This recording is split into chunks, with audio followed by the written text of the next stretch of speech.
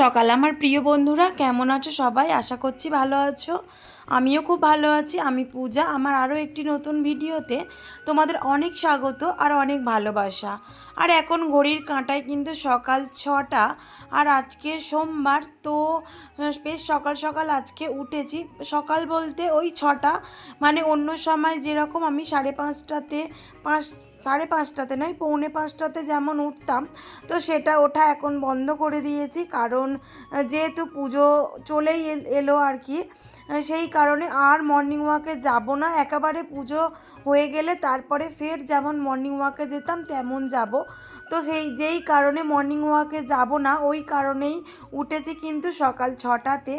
আর আগের দিন রাত্রেবেলা আমরা উপরের ঘরে শুয়েছিলাম, তোমরা দেখতেই পেয়েছিলে। আমি আউটরোটা উপরের ঘরে থেকেই দিয়েছিলাম। তো এই যে বড় ঘরে শুয়েছিলাম, কারণ কি বলো তো, এই কদিন না চুল খেলিয়ে শুতে হচ্ছে, যে কারণে এই যে পায়ের দিকটা দেখতে পাচ্ছ, এই দিকে না আমি চুলটা খেলিয়ে আমার শুতে বেশই সুবিধা হয়। আর এখন তো বেশ ঠান্ডা ঠান্ডা পড়ে গিয়েছে। আজকে সকালে না উঠে দেখছি কি বলো তো, পুরো কুয়াশা, মানে সাদা হয়ে আছে জানো তো। আর যেহেতু আমাদের মাঠের ধারেতে ঘর, সেই কারণে আরও বেশি হয়তো কুয়াশাটা পড়েছিল।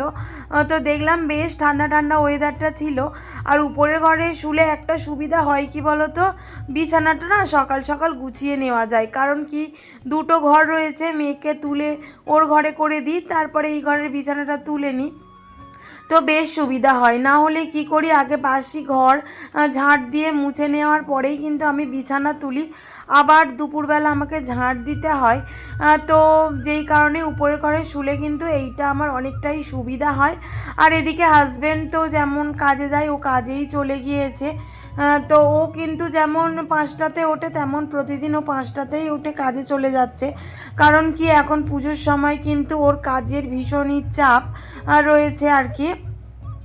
তো আমাদের ষষ্ঠীর দিন থেকে কারখানা বন্ধ, মানে ষষ্ঠীর দিনেও কাজ হবে একবেলা। তো ওই দিনকে আমাদের কারখানায় একটু খাওয়া দাওয়া রয়েছে, ফিস্ট রয়েছে। সব কারখানার ভাইয়েরা একটা ফিস্ট মতো করবে। তো তারপর থেকে ছুটি থাকবে। এখন মানে ও দশমী পর্যন্ত ছুটি থাকবে। আবার দশমীর পরে থেকে যেমন কারখানা খোলা হয় সেরকমই খোলা হবে। তো যাই হোক, দেখতেই পেলে উপরের ঘরটা আমি, উপরের বিছানাটা আমি পরিষ্কার করে নিলাম, আর সোফাটাও পরিষ্কার করে নিয়েছি। কারণ কি বলো তো, বেশি না সোফাটাতেই ব্যবহার হয় জানো। মানে আমার মেয়ে তো সারাক্ষণ ওই সোফায় বসে বসে খাওয়া, টিভি দেখা। তো সোফাটাও না বিছানার মতো আমি প্রতিদিন ঝেড়ে নিই। এবারে আমি না ইউটিউবে দেখি যে বিছানা, মানে অনেক দিদিভাইরা আছে বিছানার বালিশ মানে নামায় না আর কি, সাইডে করে দিয়েই বিছানা ঝেড়ে নেয়। কিন্তু না আমি পারি না ওইটা জানো। আমি পুরো প্রতিদিন বালিশ নামিয়ে তারপরেই কিন্তু পুরো বিছানা ঝেড়ে ডাস্টিং করে তারপরেই কিন্তু আমি মানে বিছানাটা গুছোই। এইভাবেই আমি প্রতিদিন গুছাই। আর ওই যে বললাম না যে আমি সোফাটাও গুছিয়ে নিয়েছি, এই যে দেখো। আর এই টি টেবিলটা একটু ধারের দিকে রাখা থাকে, তো টি টেবিলের নিচে এত আজকে ধুলো পড়েছিল, তো ভাবলাম কি একটু সরিয়ে সমস্ত পরিষ্কার করি, যেহেতু পুজো এসে গেছে। আর এর আগে না মানে পাখা বলো, মানে ঝুল টুল আমি সমস্ত কিছুই ঝেড়ে নিয়েছিলাম। কারণ মা দুর্গা আসবে, যে কারণে একটু ঘরদোর না পরিষ্কার করলে হয় বলো। তো সমস্ত কিছু কিন্তু আমি ঘরদোর পরিষ্কার করে নিয়েছি। এমনিতেই তোমরা আমার ভিডিওতে দেখো যে আমি মানে ডাস্টিংটা করি প্রায়ই। কিন্তু কি বলো তো, এই যে পুজো এসে গেছে মানে তো আলাদা একটু ক্লিন করতেই হয় বলো। প্রত্যেক বাড়ির বউয়েরা করে থাকে, তো আমি করব না সেটা হতেই পারে না। তবে কি বলো তো বন্ধুরা, আমি বেডশিটগুলো না চেঞ্জ করা আর হলো না, মানে হয়নি আর কি, একটু প্রবলেমের জন্য আমার বেডশিটগুলো চেঞ্জ করা হয়নি। তবে করে দেব অবশ্যই, মানে আর পুজোর মধ্যে আমার হয়তো হবে না। তো পুজোর পরে একেবারে বেডশিটগুলো আমি চেঞ্জ করে দেব। শুধু ওটাই হলো না, নিচের ঘরের বেডশিটটা কেচে দিয়েছিলাম, কিন্তু উপরের ঘরের বেডশিটটাই আমার পাল্টানো হয়নি। তো যাই হোক, দেখো এদিকে আমি ব্রাশটাও করে নিচ্ছিলাম, ওপরের ঘরে সমস্ত কাজবাজ সেরে চলে এসেছিলাম নিচে। আর এদিকে তো আমার মেয়ে আবার ওর বাপিকে ফোন করে বলছে কি, তুমি এসো বাপি, আমার মুখটা ধুইয়ে দাও। দেখছো কেমন ওর বাপির পিছন পিছন ঘুরছে। ও আমার থেকে না ওর বাপিকে বেশি ভরসা করে জানো, যে তুমি পারবে না, বাপিকে ফোন করি। ও সকালে ঘুম থেকে উঠেই কিন্তু ওর বাপিকে আগে ফোন করেছে যে তুমি এসো আমার মুখটা ধুইয়ে দাও। তো যেই কারণে ওর বাপি ওর মুখটা ধুইয়ে দিল, আর আমি এদিকে ব্রাশটা করে নিলাম। আর চাটাও বসাবো কয়েকদিন। তোমরা জানো আমার ভিডিওতে তোমরা দেখতেই পাচ্ছ যে আমি আর ডায়েট করছি না। তো আবার করব অবশ্যই, পুজোতে আর ডায়েট করব না। অত ডায়েট করেও বা কী হবে, সেই তো খাবো পুজোতে। পুজোতে খাবো না আর কবেই বা খাবো বলো। তো যাই হোক, পুজো কদিন একটু ছাড়ই থাক। আর এই যে দেখো, এইদিকে আমার হাজব্যান্ড চাও বসিয়ে দিয়েছে। আমি এদিকে মুখ ধুতে গেছি, এসে দেখছি কি ওর চাটাও হয়ে গিয়েছে, দেখছো। আর এদিকে আমার মেয়েটাও নাকি বলেছে চা খাবে, আমি এসে দেখছি কি 3 কাপ চা করেছে। কিন্তু চাটা করলে কি হবে বলো তো বন্ধুরা, আমার মেয়ে কিন্তু চা খায়নি। ওর বাপি কেক নিয়ে এসেছিলো, সেই কেকটাই খেয়েছে, ও খায়নি। তো যাই হোক, এদিকে মেয়েকে খাইয়ে পাঠিয়ে দিয়েছিলাম টিউশানে। তো তারপরে নিচের ঘরগুলো পরিষ্কার করে নিয়ে, আর আগের দিন আমার হাজব্যান্ড না বাজার করে নিয়ে এসেছিলো জানো, মাসকাবাড়ি। তো দেখো, মাসকাবাড়ি বাজার আমাদের তেমন হয় না, ঠিক আছে। যেহেতু আমার হাজব্যান্ড বাড়িতেই থাকে, আমাদের ডেলি বাজারে যায় আমার হাজব্যান্ড, সেটা তোমরা দেখো আর কি। যে কারণে আমি মাসকাবাড়ি আর বাজার করি না, যেগুলো শেষ হয়ে যায় সেগুলো বলে দিই হাজব্যান্ডকে, তো সেগুলোই নিয়ে আসে। আর এই যে বাজারটা দেখতে পাচ্ছ, এটা কিন্তু সম্পূর্ণ পুজোর বাজার, দেখতেই পাচ্ছ। এই যে এখানে রয়েছে 1 কেজি ময়দা, আমি 500 গ্রাম 500 গ্রাম করে ভাগ করে দিয়েছিলাম। আর দেখতেই পাচ্ছ প্যাকেট লঙ্কার গুঁড়ো, হলুদ গুঁড়ো, মটর, কড়াই, তারপরে ছোলার ডাল, সাদা তেল, যেগুলো দরকার আর কি সেগুলোই আমি নিয়ে এসেছি। আর এই যে এইখানে চাল আর কি, চাল নিয়ে এসেছে। তো চালটা মানে তোমরা দেখতেই পেয়েছিলে আগের দিনকে চাল রাখার একটা মানে কন্টেনার মতো কিনেছি। তো যে কারণে বললাম কি একটু বেশি করে চাল নিয়ে এসো, তো ঢেলে রেখে দেবো। সেই কারণেই আমার হাজব্যান্ড 10 কেজি চাল নিয়ে এসেছিলো, নাহলে অত করে চাল আনেনি। আমি কারণ আমি ভাত খাই না, আমার হাজব্যান্ড আর আমার মেয়ে ভাত খায়, সেই কারণে আমার হাজব্যান্ড অল্প করে করেই চাল নিয়ে আসে, মানে 5 কেজি করে চাল আনে।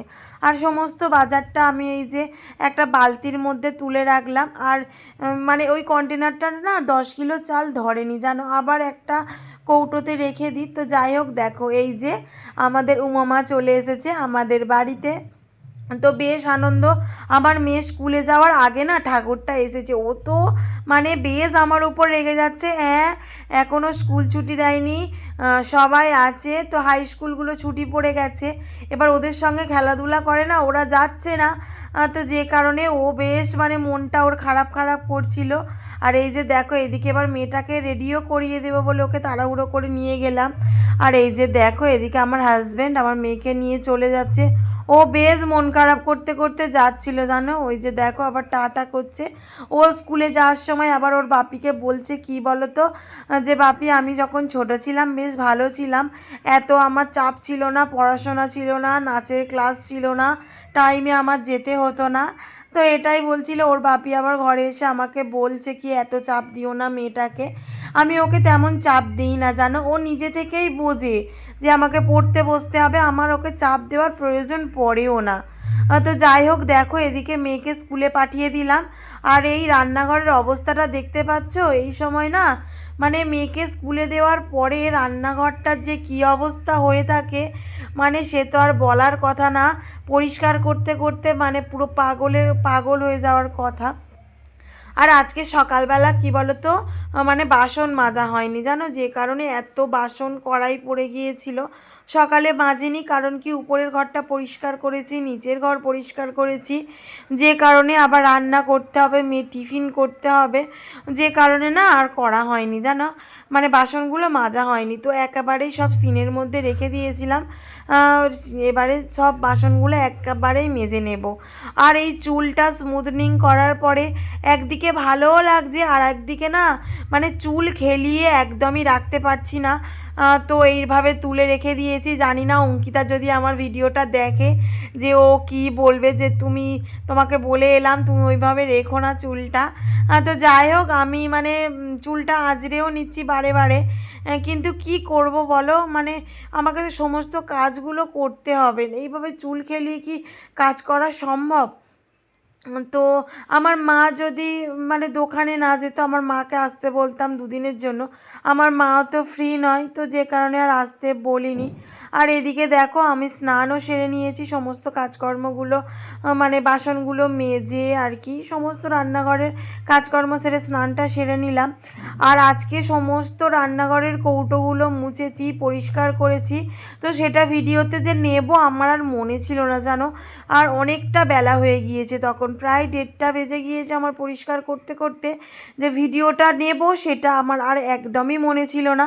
তো এখন এডিট করার সময় মনে হচ্ছে বাবা আমার বন্ধুদেরকে তো দেখানোই হলো না। তো যাই হোক, আমি কালকে ভিডিওতে তোমাদেরকে দেখিয়ে দেবো যে আমি রান্নাঘরটা কিভাবে গুছিয়ে সমস্তটা রেখে দিয়েছি।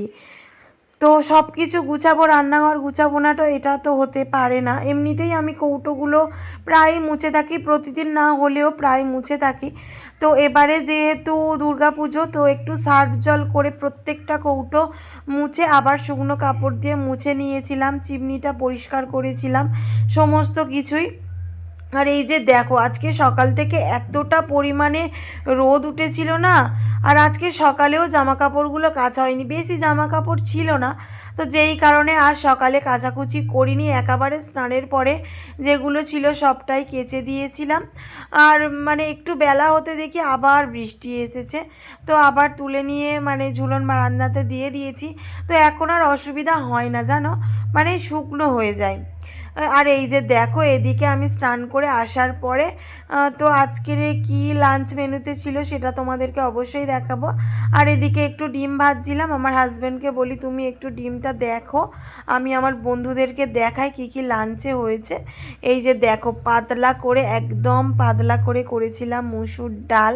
তো আমার মেয়ে ভীষণ ভালোবাসে, আমার হাজব্যান্ডও ভীষণ ভালোবাসে একটু পাতলা করে মুসুর ডাল, এই যে দেখতেই পেলে। আর করেছি এই হাঁড়িতে রয়েছে ভাত, আর করেছিলাম কি বলো তো আলু ভাজা। আমরা আলু ভাতে দিয়ে মানে আলু চোখা দিয়ে আমরা ভাত খাই না, আমার বড় ভালোবাসে না, আর আমার মেয়ে তো একদমই ভালোবাসে না। আর এই যে পেঁয়াজ, ব্যাস এই দিয়ে খাওয়া দাওয়া হবে, আর ডিম ভাজা এই দিয়েই খাবো। আগের দিনকে দেখবে একটু রিচ খাওয়া দাওয়া হলে তো পরের দিনকে যদি একটু সিম্পল মেনু থাকে না বেশ ভালো লাগে। আর এই যে দেখো, আর আমার হাজব্যান্ড না চিমনি চালিয়েছে, এদিকে জানালা দেয়নি, এই নিয়ে আমরা হাসাহাসি করছিলাম একটু। তো যাই হোক দেখো এদিকে একটু দুপুরে ঘুমানোর পরে আমি আর আমার হাজব্যান্ড একটু বেরিয়ে পড়েছি, কারণ কি আগের ভিডিওতে বলেছিলাম আমার দাদুর শরীর খারাপ, দেখতে যাব নার্সিংহোমে, যে কারণে এদিকে বেরিয়ে পড়েছি। তো যাওয়ার রাস্তাতেই দেখতেই পেলে ঠাকুর নিয়ে যাচ্ছে প্রত্যেকটা মণ্ডপে। আজকে যেহেতু তৃতীয়া, তো তোমাদের সবাইকে জানাই তৃতীয়ার প্রীতি শুভেচ্ছা। সবাই খুব ভালো করে ঠাকুর দেখো, মানে সুস্থ স্বাভাবিকভাবে ঠাকুরটা দেখো আর কি, নিজেদের লাইফের রিস্ক না নিয়ে আর কি। তো যাই হোক এদিকে দেখো এসে আমি মেয়েকে আবার পড়তে বসিয়েছি, কারণ কালকে মেয়ের রয়েছে টিউশন, এখনও মেয়ে টিউশনে ছুটি পড়েনি, তো আজকে স্কুলে গেছিলো, আজকে থেকে মেয়ের স্কুল ছুটি পড়ে গিয়েছে। আর এই যে এদিকে মেয়ের সমস্ত কাজগুলো আমি করিয়ে নিচ্ছিলাম। তো আমি ওকে ফোন করে বললাম কি তুই পড়তে বসো, আমি আসছি। তো ও বলে কি মাম্মাম তুমি এসো, তারপরে আমি বসছি পড়তে। তো এসে দেখছি কি ও বসেই গিয়েছিল পড়তে জানো, তারপরে মানে খাতা বইগুলো সমস্তটা বিছানায় গুছিয়ে রেখে দিয়েছে কি কি করবে। এবারে আমি এসে জাস্ট মানে ওর দেখিয়ে দেব। তো দেখতেই পাচ্ছ বিছানায় কিন্তু সমস্তটা গুছিয়ে নিয়ে রেখে দিয়েছিল, আমার অপেক্ষায় মানে ছিল না যে মাম্মাম কখন এসে করবে। তো যাই হোক দেখো এই হচ্ছে সারাদিন। আর এদিকে আমার বোন আর বোনের কয়েকটা বন্ধু এসেছিলো, ওরা মানে টিভি দেখছিল, যে কারণে আমি ঘরেতে নিয়েই বসে পড়েছিলাম মেয়েকে পড়াতে। তো বন্ধুরা সবে ডিনার কমপ্লিট করে উপরের ঘরে এলাম, কারণ উপরের ঘরে ঘুমাবো, এই কারণে নিচে আর শোবো না, এখন ঠান্ডা পড়ে গেছে এই কারণে। তো আমার মেয়ের ঘরে থেকে না আমাদের মানে দুর্গাপূজার যে প্যান্ডেল দেখা যাচ্ছে, দেখবে দাঁড়াও, ওই যে দেখো একটা আলো দেখা যাচ্ছে ওইখানে, একটু জুম করে তোমাদের সঙ্গে তোমাদেরকে হচ্ছি, এই যে ওই যে ঠিক আসছে না বুঝলে তো, মানে কেমন একটা ঝাপসা হয়ে আছে কুয়াশার জন্য বোধহয়। তো যাই হোক, ওই যে আলোটা জ্বলছে দেখছো ওইখানে। আর এই সবে মাইকটা বন্ধ হলো, আমি এডিট করলাম, ভয়েস দিলাম, কারণ কি বলো তো, বক্স বাজছে ওইখানে একদম কাছাকাছি, বুঝলে তো, তোমরা দেখতেই পাও।